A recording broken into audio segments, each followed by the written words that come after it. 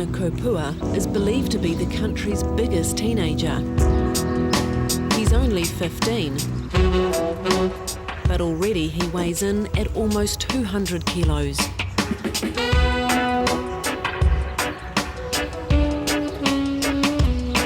Being this big, it's really taking its toll on me.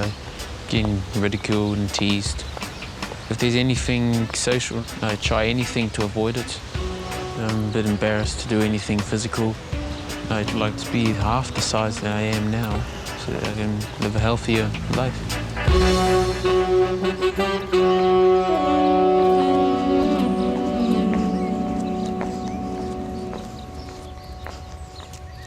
Haumoana's weight has become a desperate situation for both him and his mother.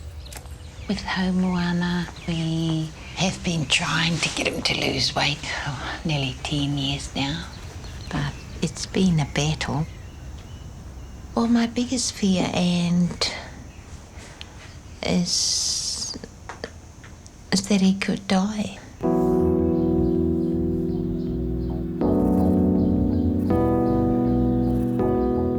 At 190 kilos, Haumoana is more than 3 times the size of the average teenage boy.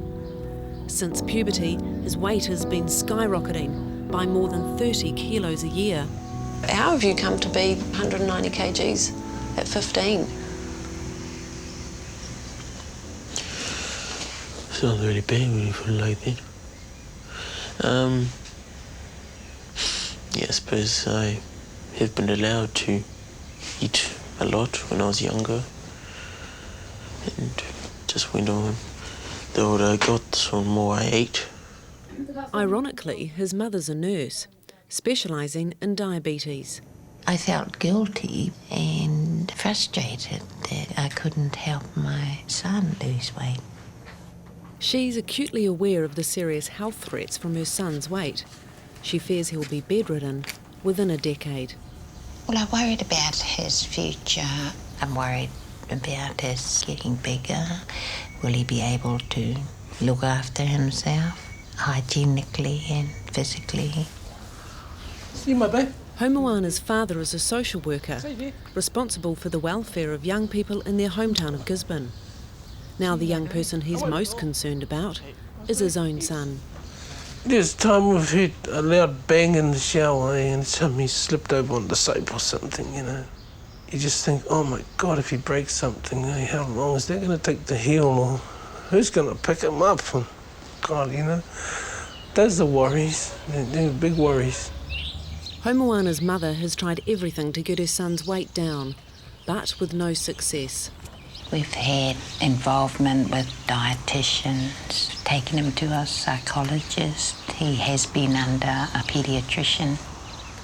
It's been a battle and sometimes almost to desperate point. She tried for so long to try and get rid of it, and it came back in failure. And so whenever this has sort of failed, I always felt bad. Not really for myself, but for Mum. My worry is that he won't have a normal life. From 20 years on, he's going to be a high health consumer. Nobody's going to get to know him, what a beautiful kid he is, because, you know, the embarrassment it'll be to him.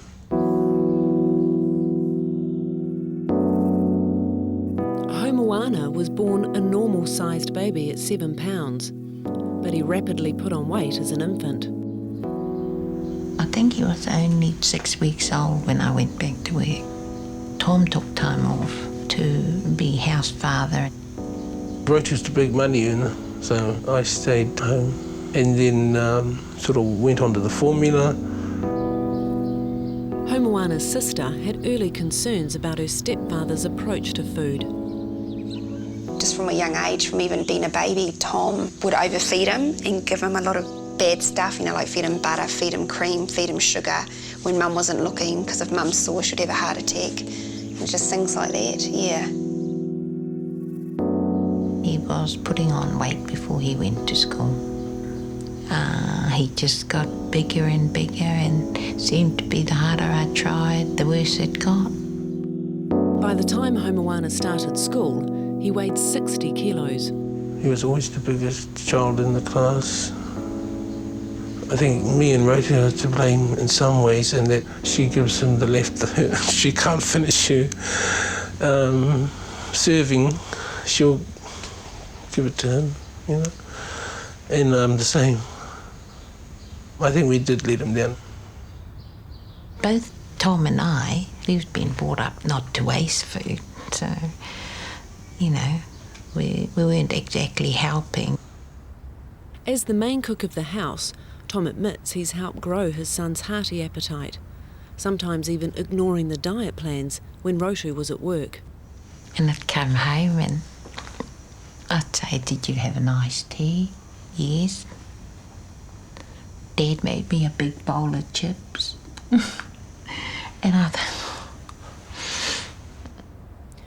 Tom, did you realise that the size of him would later lead to health and emotional problems? Yeah, I was aware of it, it always concerned me, but he really just looked like an ordinary chubby boy, you know, when he was young. And we didn't really think it would come to this stage. Tom, because he's a big person and enjoys his food, he doesn't think it's so much of a problem. Do you feel a sense of responsibility for where he is today? Yeah, I suppose so. There is some of I can wear some of that. But it's good to see him happy, though. You know? It's not all gloom and doom. 504 American flyers were rescued by U.S. submarines during the war. One of these rescue pilots... I don't really go out much. I'm a bit embarrassed to do anything physical. I suppose I do find a lot of solace in TV and food. I tend to, when food is there, to, I suppose, have the urge to have it, you know. The problem is when Haumoana would finish school, you know, Mum and Tom would give him money, and he would, obviously, he loves pies, so he'd buy a couple of pies and eat that on the way home, and then get home and easily get through half a loaf of white bread, biscuits, chips, and he likes microwaved food, so usually 2-minute noodles or, you know, stuff like this. Have a few pineapple lumps, and then his favourite would probably be fizzy drinks, so he could easily drink one of these, and this is all within a few hours, all before dinner. And this would be safe for him for when he gets home after school. He'll definitely eat this and anything that's left over. And then Mum does night shifts at the hospital, so she would have saved this for him, so he'll have this at about 6 o'clock, and he could easily do a couple of these and just keep basically eating right till 10 o'clock. You know, then after this he could have chips and ice cream. So, yeah, it does make you feel quite sad, because you know that's really his only pleasure. So you growl him, but then you feel sorry for him because you know he's enjoying it.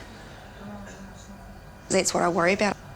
We won't have him much longer, and I don't want my mother to have to bury him. That's what really breaks my heart.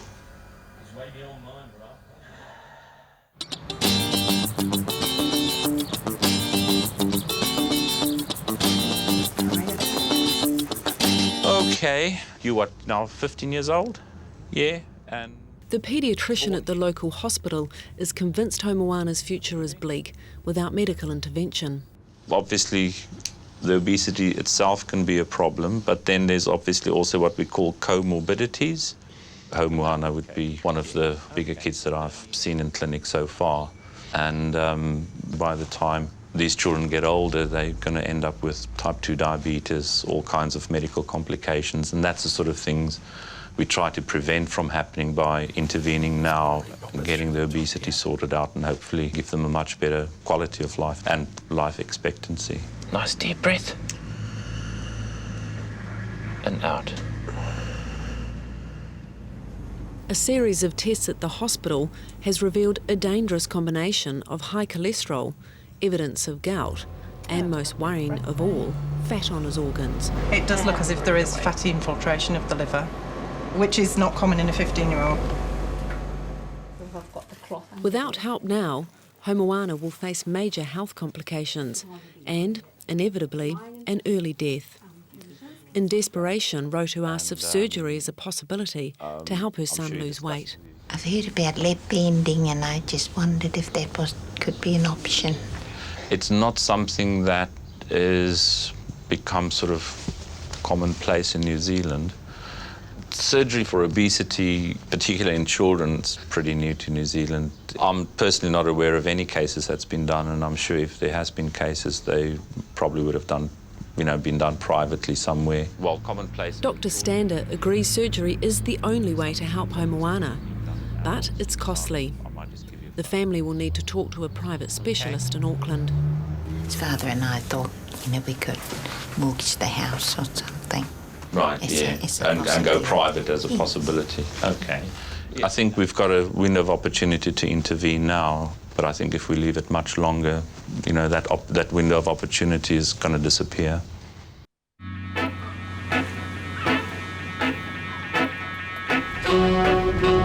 Haumoana Kopua has had a lifelong struggle with his weight. At only 15, he's heading towards 200 kilos. I think he had a lot of pain when he went to primary school. Kids can be cruel. School can be something of a nightmare, getting ridiculed and teased, called names. The sadness I feel is somebody calls him those names, those horrible names. He'll just shrink up inside. That's what makes me sad, yeah. Despite his difficulties at school, he's excelled academically. He prefers history to hanging out with friends. I think his father and I just worry about his social side of life. And I think he probably put his social skills into his academic learning. I enjoy all my subjects. My favourites are Māori and history. Both Haumoana's parents are university educated, and he has the same aspirations. Go to university and either do history or law or political science. However, Rotu and Tom believe his size is a serious obstacle to him leaving home. He's talked of going to university. We were just concerned how he'd get on. If he didn't have the chance to have the operation. His weight is not the only challenge to his independence. Haumoana may be the biggest in the family, but he's still the baby. He's never been away from his mother and father, ever. Can't deal with the thought of him being without me or Rotu. If he does go away to university, we can't do that. I can't even imagine that. We may even lift up ourselves and go and relocate to live with him and keep him happy, keep him safe. Rotu's arranged an appointment with a private surgeon in Auckland, but she's been told not to get her hopes up. This type of surgery has never been performed on someone so young in New Zealand. If I am allowed to do this, it could change my life, really.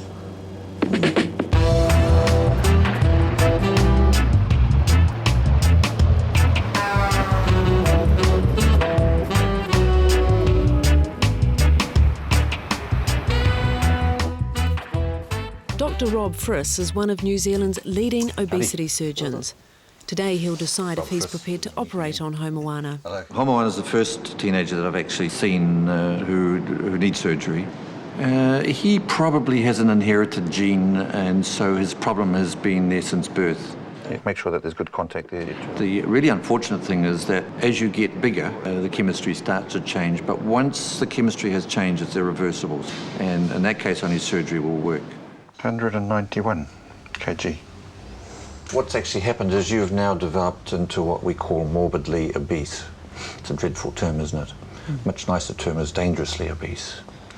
because of the associated illnesses that will, it's almost inevitable, will occur in the future.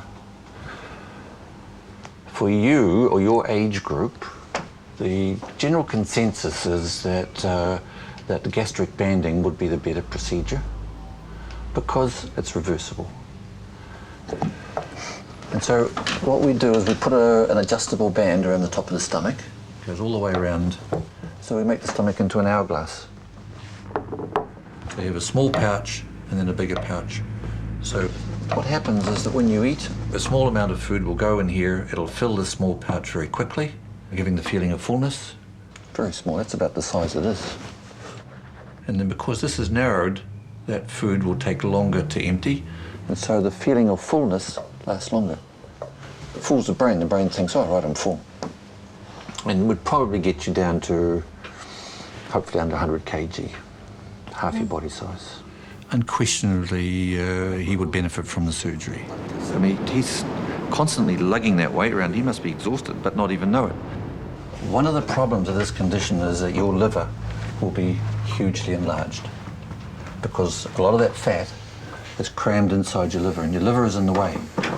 Part of your liver is lying over the stomach, like that. In normal circumstances, I can see the stomach, and that's the edge. But in this condition, that liver can be so large, it can be way down here. And I have to get up there. So we have to lift the liver up. You know what liver's like in the butchers? You've seen liver in the butcher, you know, it's pretty floppy.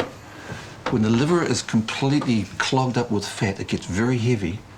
And because I have to lift it up out of the way so I can see to get up there, the weight of that liver can actually cause it to break, fracture. And it bleeds horrendously, hemorrhages.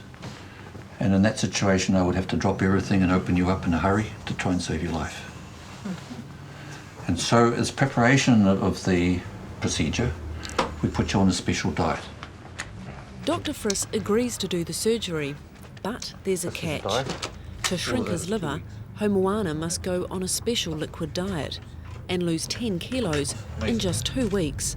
That's probably the hardest part of the whole procedure. There is a question of cost, and it's horrendous. Because the surgery is unavailable for teens in the public health system, it'll cost the family over $15,000. But Dr. Friss offers them a big break. Because I think this is a message that needs to get out. We're happy to do that for free. So in Haumoana's case, this is the only option that's left for him at this point in time. And in fact, it's his last chance. But you've got to do well. You've got to do as you're told. Yeah. Thank you. With high hopes for surgery and the hard work of the diet looming, the family come together for a special meal. The entree, the platter, please. The seafood platter? Yeah. If all goes to plan with the surgery, Haumoana could lose up to 100 kilos. And your main course? Yeah, and your main as well. Oh, the char-grilled eye fillet. From tomorrow, big steaks will be out of the question. Haumoana can't eat the same again. It'll be cup-sized portions for the rest of his life. If this operation doesn't happen, then sad to say, with no chance, really. Oh, I think it's fantastic. I'm just happy because it's going to save his life and we're going to have him around longer. He'll need his father's support, Tom's family, as well as on our side, so he'll need me and Mum. He'll be able to do it, but yeah, he will need support. It seems it's not only Haumoana who needs to think about making changes. I'm conscious that I'm overweight, and the doctors tell me do something about it. Yeah.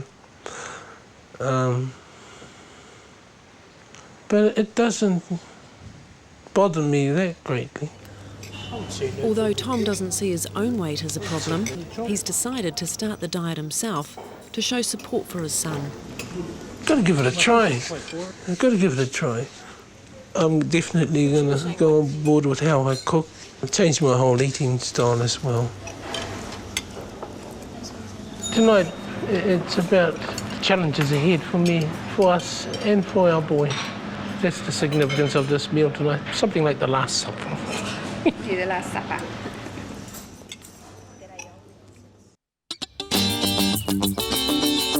Morning, Haumoana. Today the hard work starts. In preparation for surgery, Haumoana's on a crash diet.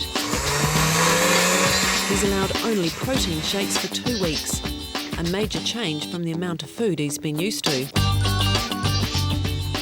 That pre-operative diet is not easy. In fact, it's very tough. You can't eat really. You just substitute a sachet for a meal. You can have some vegetables at dinner time, but I'd find it very difficult. So it's going to be a real test. Tom starts the diet too, although he'll be supplementing the shakes with some food. What you studying? Maths. Is that your next exam? Yeah, on Friday. Parents like Rota and myself, they need to reach out. I'm sure they want to reach out. These young children with this problem are screaming out for help. They need just vegetables for tea. We're going to be former shadows of ourselves. Yeah, I think I've got to take some getting used to this. I think that's enough. Shakes alone won't shift the weight. Haumoana also needs to exercise every day. Last year, Rotu signed him up to a health program, but getting Haumoana to exercise wasn't the only challenge. He is the baby of the house, and in many ways he's still treated that way. Mum sort of covers for him in lots of ways. We used to try and get him to walk home from school, and we had to be a little bit hard on Mum because Mum used to pick him up a lot. I'd say, Mum, no, don't pick him up, you know, let him walk. If you don't pick him up, he has to walk, and then he's going to get his hour's exercise.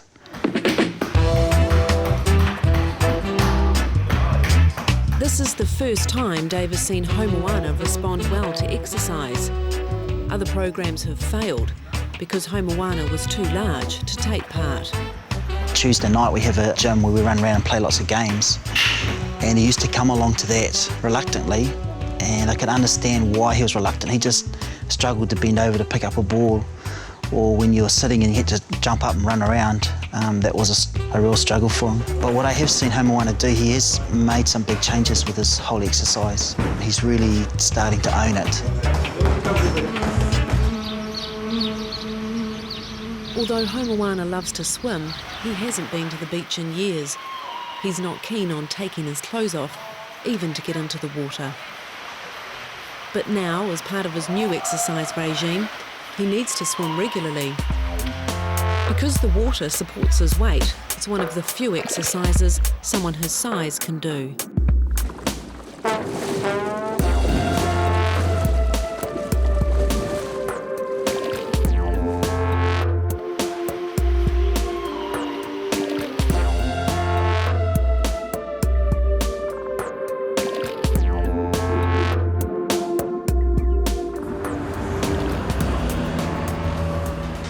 My first day on the diet's been very good.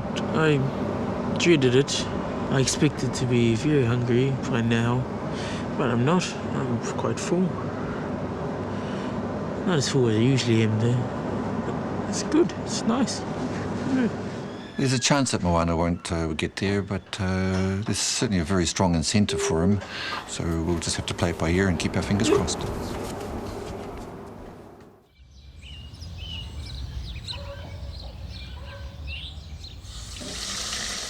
Although the diet started well, now Haumoana's hit a wall. He's refusing to swallow another shake. Rotu's worried he's fallen off the wagon. Just this last week, I think he just got tired of it. He decided that he'd rather starve than have the drinks, and thought a steak might have been nice, or a piece of fish. You know, his mind still plays games with him that he'd like a big steak or something like that, or, you know, a sandwich. You didn't put any banana. I saw you didn't put any banana in there. I put some banana in it. Rotu's been putting fruit in the shakes, desperate to keep him on the diet. You didn't put any banana. Hey, I got a banana at the fridge, and he's been tired and a little bit grumpy. So it's got strawberry and banana and careful, eh?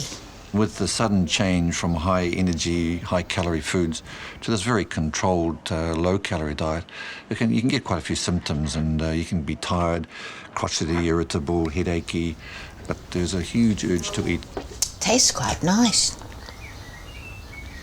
Well, we've been concerned about, you know, whether he'd be tempted to go down the shop and maybe buy a pie, but he hasn't. Tomorrow, Haumoana will be weighed to see if the surgery can proceed. He claims to have stuck to the shakes, but the empty packets of chips and pies in the fireplace suggest another story.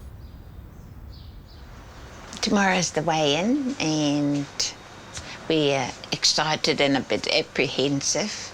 I think just looking at him that he's lost a bit of weight. What's your spill? We'll find out tomorrow when we weigh him, and hopefully, well, I think he should have done well.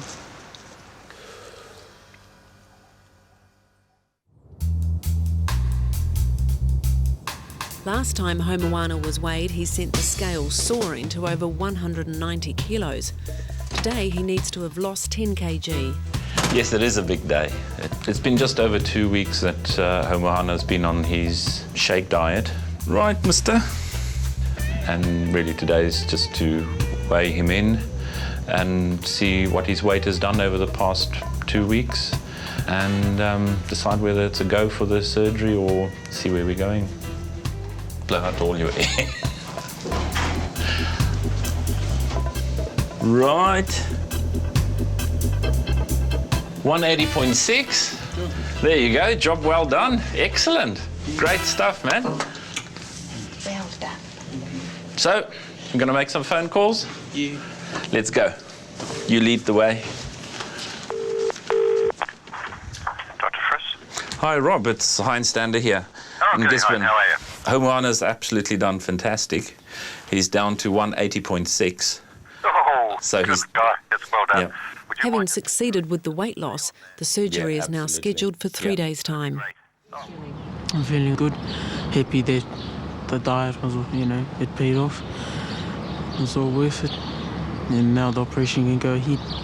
He only gets one crack at being a teenager, so let's give it to him. So absolutely, he should, now is the time to do it. Finally, it's time to start the journey towards Haumoana's new life. Rotu's travelling to Auckland with him for tomorrow's surgery, but Tom's staying home.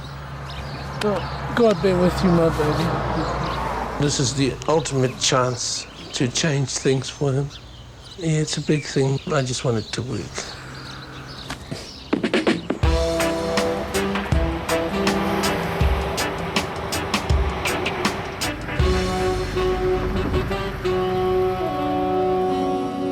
In preparation for surgery, Dr. Friss has ordered a special table strong enough to support Haumoana's weight.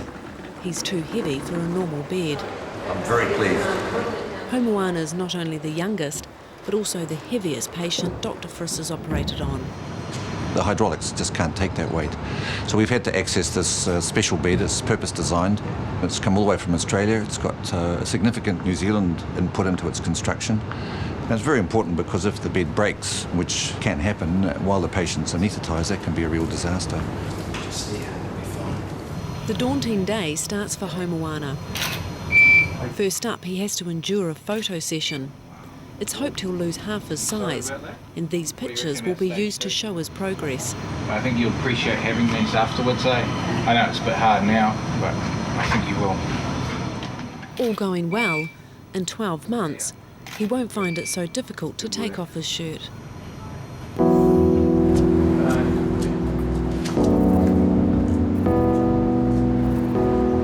It's not a cosmetic operation. It's an operation to save lives. As Haumoana is wheeled into the theatre, there's no sign of nerves, although Dr. Friss is well aware of the possible complications. In Haumoana's case, there are considerable risks purely because of the size.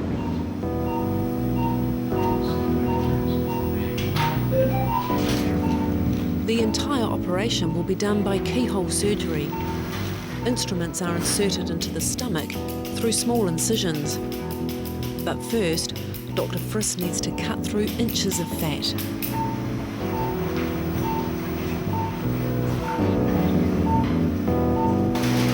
Always a bit of underlying concern about how much fat he has inside. You never really know until you're in there. When Dr. Friss gets to the liver, he finds much of the surrounding tissue covered in fat. He gently lifts the liver aside to get to the stomach.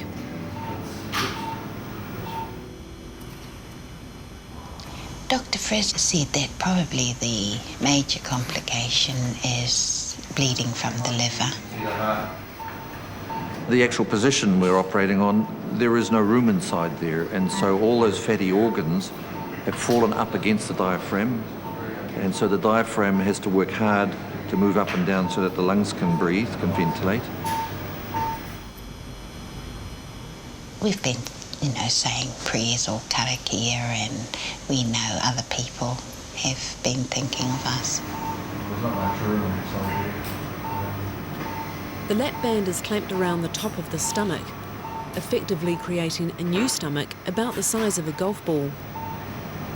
This means Haumoana should feel full after just a small portion.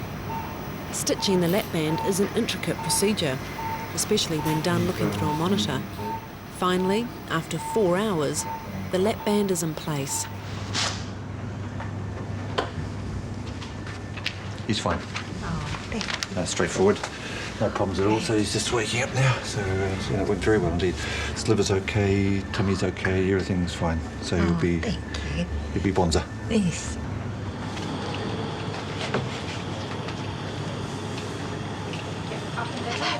It'll be at least a day before Haumoana can get out of bed, and 2 weeks before he's allowed home. The lap band doesn't guarantee weight loss. Haumoana could lose up to 100 kilos in the next year, but only if he's committed to changing his life. What kind of food and how many portions are eaten will be down to him.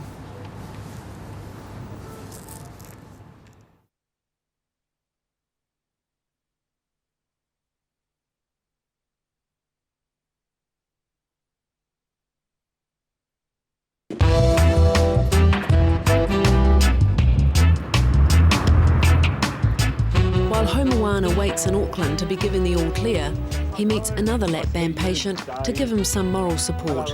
Nice to meet you, mate. Well done. You did it. You joined the exclusive club. Well, the fact that he lost 13 kg before the operation shows that deep down he's got a strong attitude to it, which you need, okay? The operation's great, but you've still got to work yourself. I had it in June 2004. I was about 156 kg, and luckily for me, 35 kg literally fell off in 3 months for me. And I've kept that weight off about 2.5 years now. So are you on fluids now? Yep. Clear fluids. But you know, after that, it just gets better and better, okay? Yeah. For me, the things that I can't eat comfortably, if you're going to eat steak, you've got to really cut it up. You can't have a big chunk. It takes a long time to go through and you feel not well. But I mean, the great thing is those horrendous hunger pains, no more.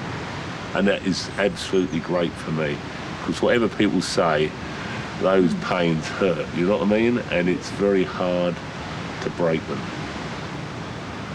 He's got a good attitude. He's going to have to change what he eats, or the amount of what he eats. But if he follows what Dr. Frisk says and does a bit of exercise, and I think there's no reason why he shouldn't do very well. He's got the advantage of being younger, so he'll be more active, I'd imagine, once he loses a bit of the weight. So that, I think it bodes very well. I'm feeling really good, and I'm quite thankful to the doctors, the anaesthetics, the surgeons and the nurses who looked after me that night. Yeah, they were really kind.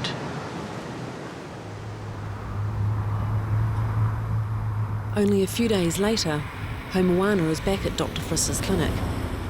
Are you still spitting up a lot? There are complications. Hey? You all right? He can't stop dry retching and is having trouble breathing. Has he been able to keep anything down? What's happened is that there's too much stimulus from the band, and it's causing a bit of spasm in there, which is why you've got that. You've probably got a heavy feeling, or sort of bit of a pressure, tight feeling inside. Yeah, and so that's too much stimulus. It actually demonstrates that it's working. I need you now to tense your muscles behind there. The lap band is connected to a pod filled with fluid fixed under the skin. Dr. Frisk can adjust the pressure of the lap band by altering this fluid with a syringe. can be a bit tricky initially to do. Nothing's wrong here. There we are. You all right? Good man. Good stuff. Good on you. I'm going to take the fluid out. Every few months for the next year, Haumoana needs to have this fluid measured to make sure the band is at the right pressure.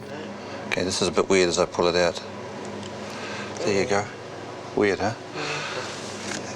From here on, it's week by week you change your diet. What we're doing is gradually increasing the thickness of what you eat. So at the moment, you have a mouthful of liquids and it empties out before the next mouthful arrives. All right, that's on the thin fluids. So you've got another week of that. If that's okay, go to thicker soups for a week. Then go to sloppy stuff for a week. And if that's okay, then gradually go back to normal food. And we'll put you on the machine of truth next visit and see how you're doing. Okay, well done, good on you.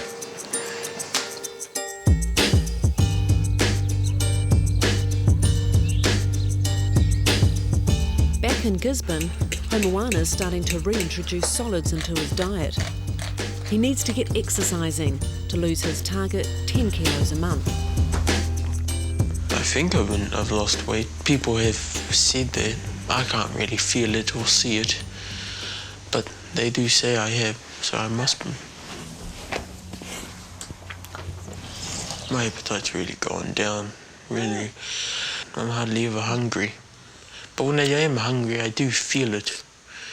I don't know what it is. It's some sort of feeling in my stomach. It's not the sort of feeling you get. It's, I don't know, something like a bit of pain or something. It just lets you know you want to eat something or drink something. I think there's been times where he's dished up a big portion and hasn't been able to eat it, you know. That's still that up here saying that he could eat it and he can't. Yeah, my portion size is probably about half of what I used to have before. Rotu's worried about his progress, or rather, the lack of it. We're in, a month down the track, and I was just concerned that, you know, maybe he wasn't losing as much weight as he should be. I haven't really done much exercise, to be honest. We need to increase his activity. The plan was that we'd, you know, go for little walks every day, and he hasn't been too keen on that. Haumoana's lack of exercise isn't the only setback. Tom took Haumoana to a family barbecue with lots of food. The incident has upset Rotu. She thinks Tom isn't taking the situation seriously enough. Over the 10 years of trying to make Haumoana lose weight, I don't know if Tom realised, but he always seemed to sabotage things. He didn't think it was such a big deal or important. There's a lot of things that have been hard, really. At times it was knowing how he felt. Did I think that he wanted out of this, you know? And I'm saying, you know, is it worth it? I'm just challenging my doubts, you know, because of watching him suffer at times. It's festering away there that if we are to get anywhere, we may have to leave. You know, like I may have to take Haumoana with me.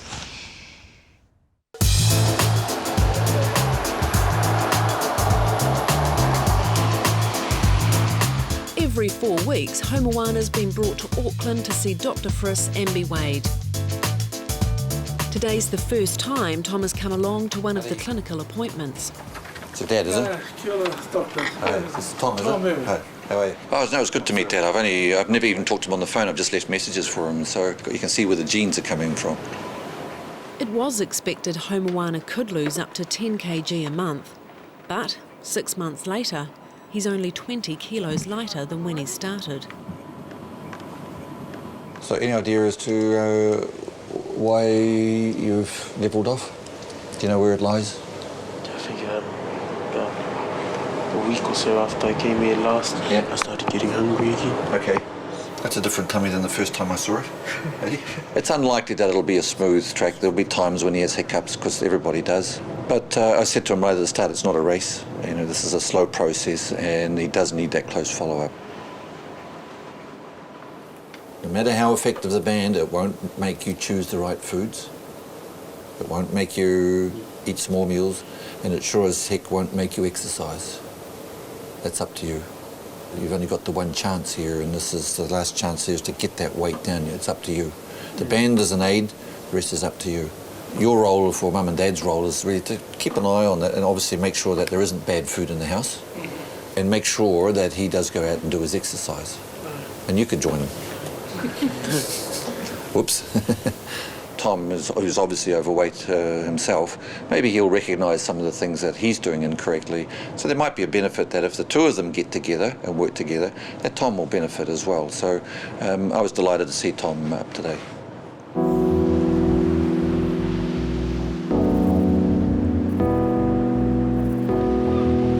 A year and a half ago, Haumoana Kopua was too big to enjoy a family walk along the beach. Now, after lap band surgery and a lot of hard work, he's lost an incredible 65 kilograms. I'm feeling a lot better. Health-wise, confidence, it's pretty amazing. It's pretty awesome. There's been a few setbacks, of course, but I don't regret anything. I wouldn't change it. He's a lot happier. I think he's more bouncy, he's more active, he's more social, you know, verbal. He says a lot more than what he used to now. My confidence has grown so much. When I look back on how I was before this operation, I just think, oh hell, that's amazing.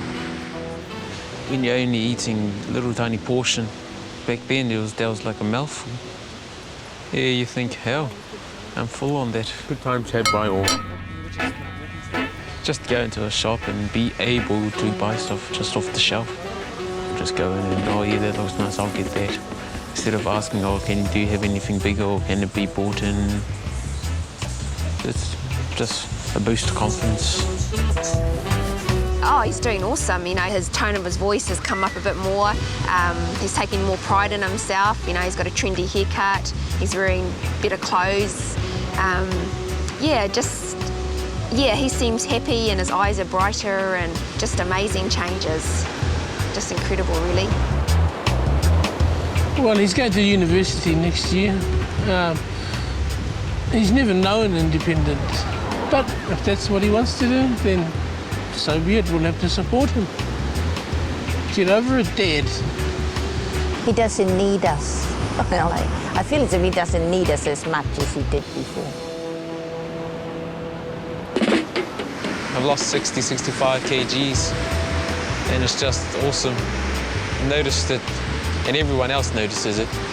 But I hope to get down to around 120, 115, and just got to keep on working harder in the gym with the exercise. It's not just something that I had to do over a year, it's changed my whole life.